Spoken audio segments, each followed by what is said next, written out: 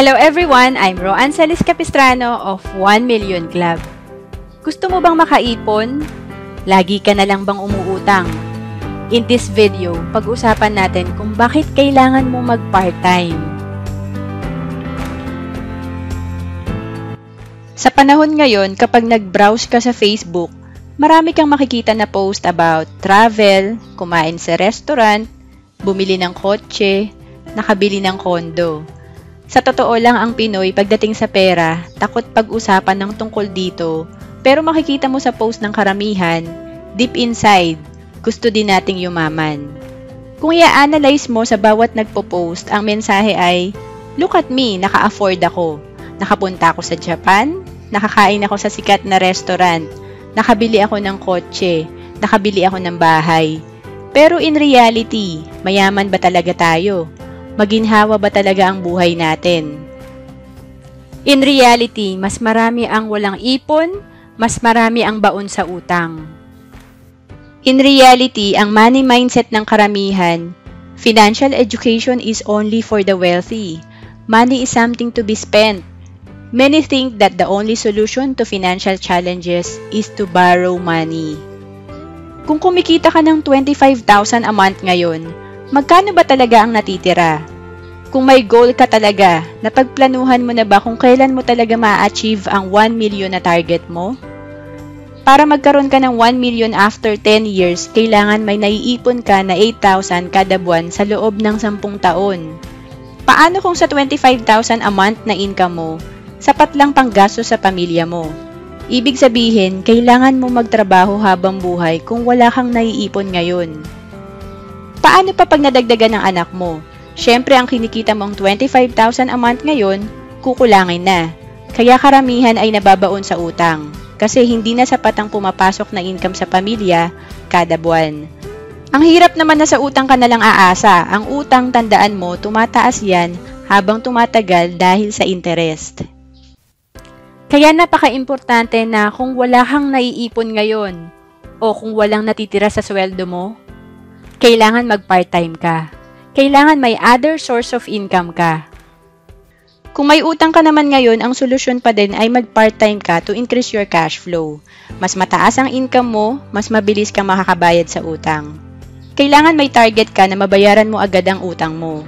Kasi kung patatagalin mo yan or maliit lang ang binabayad mo kada buwan, mas lalaki ang kailangan mong bayaran dahil ang interest ay tumatakbo everyday na hindi ka nagbabayad. Mas lalo kang kailangan mag-part-time kung hindi ka masaya sa trabaho mo ngayon. Alam mo bang ang karamihan dahil walang ipon, pag di na masaya sa current job nila, lilipat lang sila sa ibang kumpanya. Tapos ganun pa rin, di uli siya masaya, kaya nagiging cycle lang. Hindi kasi solusyon ang palipat-lipat ka lang ng kumpanya. Kailangan mag-try ka ng part-time para ma-discover mo kung saan ka ba talaga mag-e-enjoy. At bukod sa nakakatry ka ng ibang career, pag nag-part-time ka, yung extrang kikitain mo, ipunin mo. Kasi kaya ka lang naman palipat-lipat ng kumpanya ngayon kasi wala kang ipon at dahil tuloy-tuloy gastos mo, kailangan bago ka mag-resign, may lilipatan ka na agad. Kaya lang nakakapagod yung ganon, lilipat ka, same work, ibang kumpanya lang, ang hirap magtrabaho na pera lang habol mo. Kapag nag-part-time ka, ipunin mo yung kikitain mong extra para makabuild ka ng emergency fund. Ang emergency fund na itatabi mo kung gusto mo mag-business, maging freelancer, or mag-work from home ay dapat equivalent sa 1 year na expense mo. Para pag nag-resign ka, kahit maliit pa lang income mo from business or freelancing, hindi mo kailangan bumalik sa employment kasi for 1 year, may emergency fund ka or panggastos. Kung OFW ka naman, mas kailangan mong mag-part-time. Yes, sabihin na lang natin na malaki naman ang kinikita mo ngayon, pero di naman habang buhay ganyan ang sitwasyon. Paano kung mag-end na ang contract mo? At tandaan mo, tumatanda ka rin. Maraming pwedeng ipalit sa'yo na mas bata. Mahirap na kung kailan wala ka ng trabaho, saka ka palang gagawa ng paraan. Saka ka palang mag-e-explore magnegosyo. Tandaan mo, ang pagnanegosyo, seryosong usapin yan. Pag di ka marunong sa negosyo, pwedeng ang naipon mo habang nagtatrabaho ka sa abroad, maubos agad. Ang negosyo, hindi porke malaki ang kapital mo, sigurado ka na nakikita ka. Noong 2013, almost 500,000 din ang kapital na nilabas ko sa traditional business na ginawa ko. Para sa akin, sobrang laki ng 500,000 that time kasi savings ko yon galing sa almost 8 years kong pagtatrabaho. Kaya lagi kong sinasabi sa mga gusto magnegosyo, ngayon pa lang, aralin mo na ang negosyo na gusto mong pasukin habang may full-time job ka pa. Para pag nag-full-time ka na sa negosyo mo, kumikita na to at alam mo nang patakbuhin. Ang mali kasi, after retirement or after mo mag-abroad, saka ka pala mag-aaral. Mahirap magnegosyo na matanda ka na at lalong mahirap makarecover ng naluging pera pag matanda ka na kasi konti na lang ang time na meron ka at iba na rin ang energy mo. Kung may part-time ka, mas mabilis kang makakaipon at kung OFW ka naman, mas maaga kang makakapag for good. Diba kaya ka naman nag-abroad ay para makaipon at mabigyan ng magandang kinabukasan ng pamilya? Huwag kang gumaya sa iba na 20 years nang nasa abroad, hindi pa rin nakauwi. Dahil walang naipon, nagkautang sa abroad, or walang na-build na negosyo o pagkakakitaan sa Pilipinas pag-uwi. Karamihan hindi binibigyan pansin ng mag-part-time. They think okay na sila sa job nila. Kung may trabaho ka ngayon, nare-realize mo ba na pinagpapalit mo ang 8 hours a day mo, 5 to 6 days a week, for just 500 to 1,000 pesos per day? Paano mo ma-achieve ang financial goals mo kung ang kinikita mo ay sapat lang sa panggastos ng pamilya or worst, kulang pa? Sabi nga, plan for what is difficult while it is easy. Avoid panic mode. Fix the roof while the sun shines. Meron kang option, plan while it is easy or plan when the problem is already there. Kung mag-part-time career or business ka ngayon, malaking tulong yan para makaipon ka. Yung kikitain mo from part-time, i-save mo. Alam mo bang kung nakakapag-invest ka ng 3,000 a month sa loob ng 7 taon, meron kang almost 600,000 in 20 years. 7 years ka palang nag-invest niyan at 3,000 pa lang yan. Kung 6,000 a month ang nai-invest mo for 7 years, meron kang almost 1.2 million in 20 years. Hindi mo na kailangan umasa sa retirement fund na makukuha mo sa kumpanya kasi ikaw mismo may investment ka. Huwag kang magpapadala sa mga post sa Facebook at lalong huwag kang makikipagsabayan. Yes, ang friend mo nakabili ng bahay, yung iba nakabili ng kotse, pero madalas utang lang yan. Yes, nakapag-travel sa abroad ang office mate mo, pero di mo naman alam na todo tipid siya, makapag-travel lang. Ang totoong mayaman, may emergency fund, may ipon, may investment, at may peace of mind. Ito lang naman ang tanong, how much money will you have when you stop working? Ang taong mayaman, pag tinanggal mo sa trabaho, makakasurvive. Most people don't plan to fail, they just fail to plan. Maraming walang ipon, maraming nag-retire na umaasa sa anak or nagtatrabaho pa rin. Hindi naman sila nagplano na mag-fail, pero kaya walang naipon kasi kulang sa plano. Kung magpaplano ka, kailangan mag-part-time ka ngayon para ma-achieve mo ang mga target mo.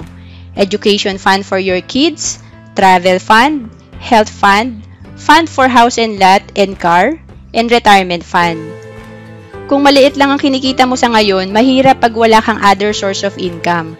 Ang hirap na puro pagtitipid ang ginagawa mo. Ang hirap na kada galaw mo, compute ka ng compute kasi baka kapusin ka sa budget. In life, you always have a choice, but if you can't fund your choice, you have no choice.